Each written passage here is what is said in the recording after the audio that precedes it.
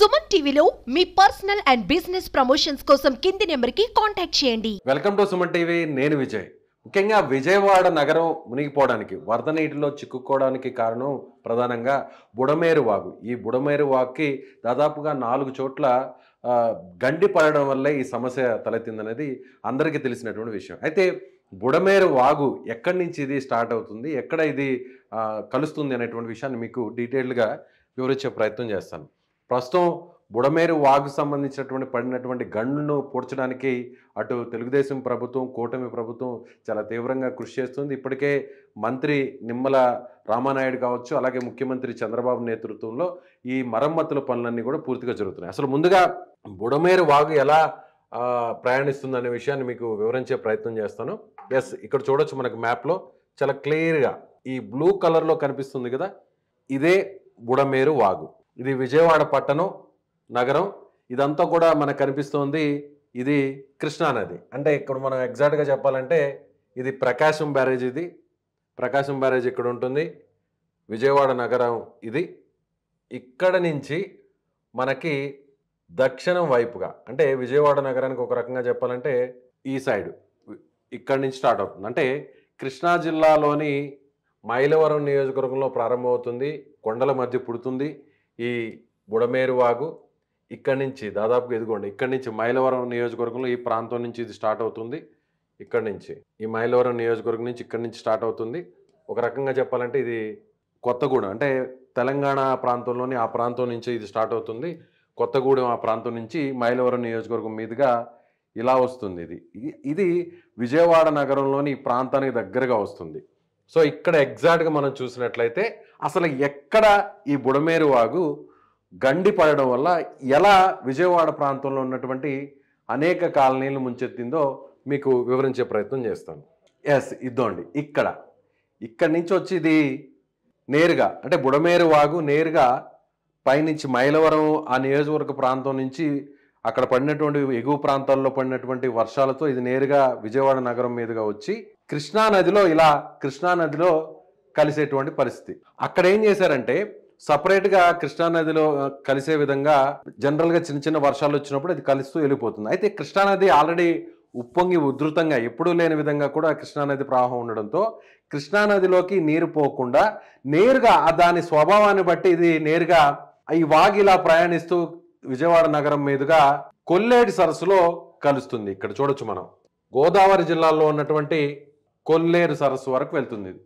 ఇదండి ఇక్కడ కలుస్తుంది కొల్లేటి సరస్సులో. అంటే దీని స్వభావం ప్రకారం చూసినట్లయితే అది యాక్చువల్గా ఉన్న దాని ప్రకారం ఇలా వెళ్ళి విజయవాడ నగరం నుంచి కృష్ణా జిల్లా మీదుగా ప్రయాణిస్తూ గోదావరి జిల్లాలోని తాడేపల్లిగూడెం మీదుగా కొల్లేటి సరస్సులో కలుస్తుంది. అయితే జనరల్గా ఇలా వెళ్ళడం వల్ల ఏంటంటే ఇది వంపులు తిరుగుతూ వెళ్ళడం వల్ల నగరంలోనే అనేక ప్రాంతాలు మునిగిపోతాయనేటువంటి ఉద్దేశంలో ఇక్కడ ఒక రెగ్యులేటర్ని ఏర్పాటు చేశారు. ఆ రెగ్యులేటర్ కూడా ఏర్పాటు చేసిన తర్వాత వెలగలేరు అనేటువంటి ఒక హెడ్ రెగ్యులేటర్ని ఏర్పాటు చేశారు. అక్కడి నుంచి దీన్ని లాక్ చేసి అక్కడి నుంచి నేరుగా విజయవాడ వైపు ఇది డైవర్షన్ చేసేటువంటి పరిస్థితి.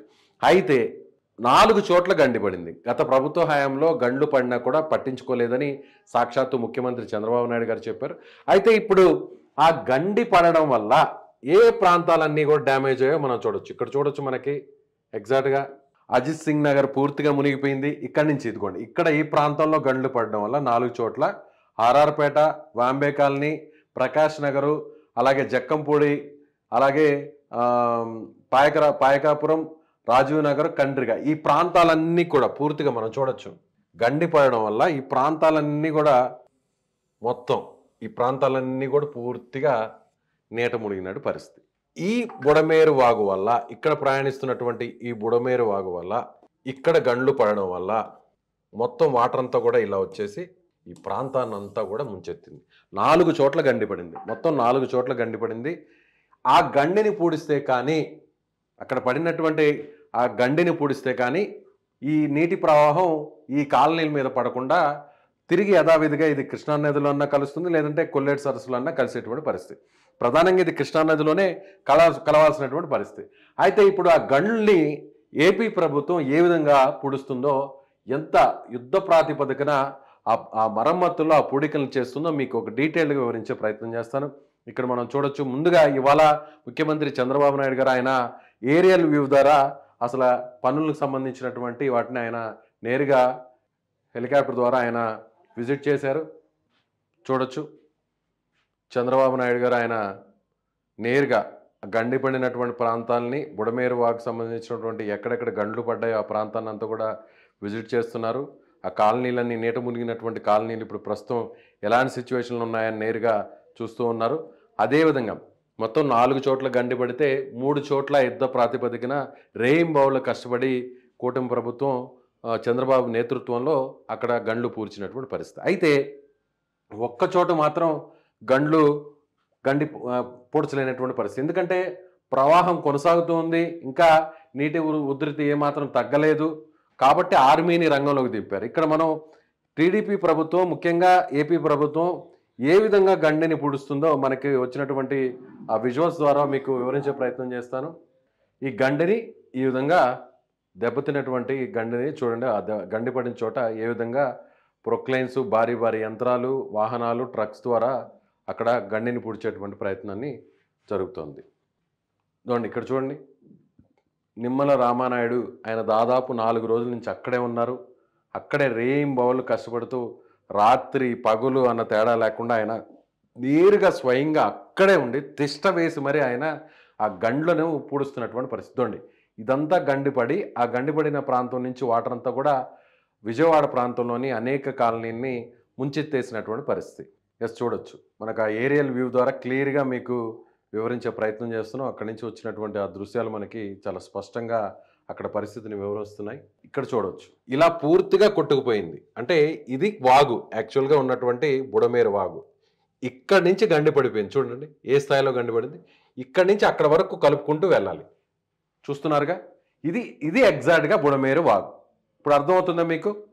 ఇది ఎగ్జాక్ట్గా బుడమేరు వాగు. ఈ వాక్ అటువైపు ఇటువైపు ఉండాల్సినటువంటి కరకట్టలో ఈ వైపు ఉన్నటువంటి కరకట్ట మొత్తం కొట్టుకుపోయింది. అంటే ఒక మొత్తం పెద్ద స్థాయిలో గండిపడింది.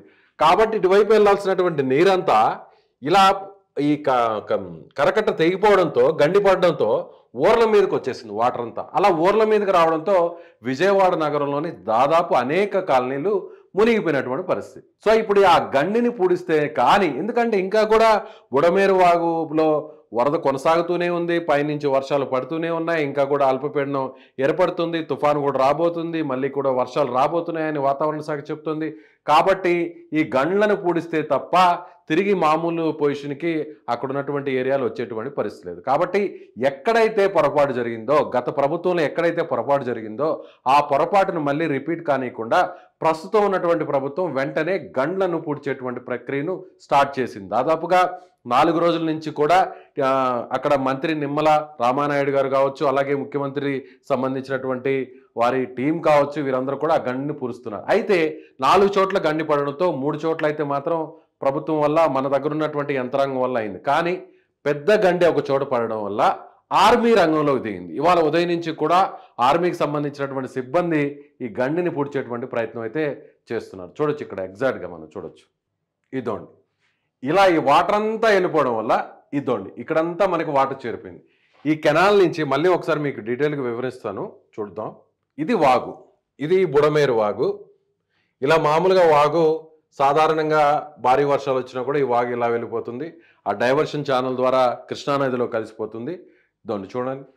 కానీ గండి పడడం వల్ల ఆ ఉన్న వాటర్ మొత్తం వచ్చిన వాటర్ అంతా కూడా ఒక్కసారిగా 11,000 క్యూసెక్లు వచ్చినటువంటి వాటర్ అంతా కూడా విజయవాడ నగరం వైపు వచ్చేసింది. ఇది గత ప్రభుత్వంలో పడినటువంటి గండ్ల వల్లే ఈ సమస్య వచ్చిందనేది కూడా అందరూ కూడా చెప్తున్నటువంటి మాట. నీటిపారుదల శాఖ మంత్రి నిమ్మల రామానాయుడు దాదాపుగా 4 రోజుల నుంచి అక్కడే ఉన్నారాయన. చాలా పెద్ద స్థాయిలో కొన్ని మీటర్ల దూరంలో ఆ గండిని చూడండి, కొట్టుకొచ్చేసినటువంటి ఆ వాటర్లో ఇలా పూడ్చుకుంటూ రాళ్ల ద్వారా వచ్చినటువంటి వాటిని రాళ్ళు మట్టితో పూడ్చుకుంటూ ఈ విధంగా గండినంతా కూడా పూడ్చుకుంటూ కరకట్టని తాత్కాలికంగా ఏర్పాటు చేస్తున్నటువంటి దృశ్యాలు. సో ఇలా ఈ అటువైపు నుంచి ఇటువైపు అంటే భారీ స్థాయిలో చూడండి, ఇక్కడ వరకు కూడా ఆ గండిని పూడ్చాల్సినటువంటి పరిస్థితి. ప్రస్తుతం జరుగుతున్నటువంటి పనులు ఇవి. కొన్ని రోజుల్లోనే 1-2 రోజుల్లోనే ఈ గండి కూడా పూర్తిగా ఆ కరకట్టని ఏర్పాటు చేయబోతున్నారు. సో ఇక మీదట మళ్ళీ వర్షాలు వచ్చినా కూడా ఎలాంటి ఇబ్బంది లేకుండా చూడండి. ఇప్పుడు మనకి చాలా ఏరియల్ వ్యూలో చాలా నీట్గా అర్థమవుతుంది మనకి. ఇదంతా కరకట్ట కొట్టేసింది, ఇదంతా పూర్తిగా గడ్డి పడిపోయింది. కాబట్టి ఈ వాగులో వెళ్ళాల్సినటువంటి వాటర్ అంతా కూడా ఇటువైపు వచ్చేసి విజయవాడ నగరాన్ని ముంచెత్తేసినటువంటి పరిస్థితి చాలా నీట్గా కనిపిస్తుంది. ఇక్కడి నుంచి కూడా పూడ్చుకుంటూ వస్తున్నారు, ఈ ప్రాంతాన్ని అంతా కూడా కరకట్టను ఏర్పాటు చేసుకుంటూ వస్తున్నారు, చూడొచ్చు ఇక్కడ. సో ఈ పనులన్నింటినీ కూడా ఇప్పుడు వరద ప్రవాహం కొంచెం తగ్గింది కాబట్టి ఈ గండిని పూడ్చడానికి కొంత వెసులుబాటు అక్కడ ఏర్పడుతుంది. కాబట్టి ఈ 2-3 రోజుల నుంచి గండిని పూడ్చేటువంటి పరిస్థితి మనకి ఏర్పడింది.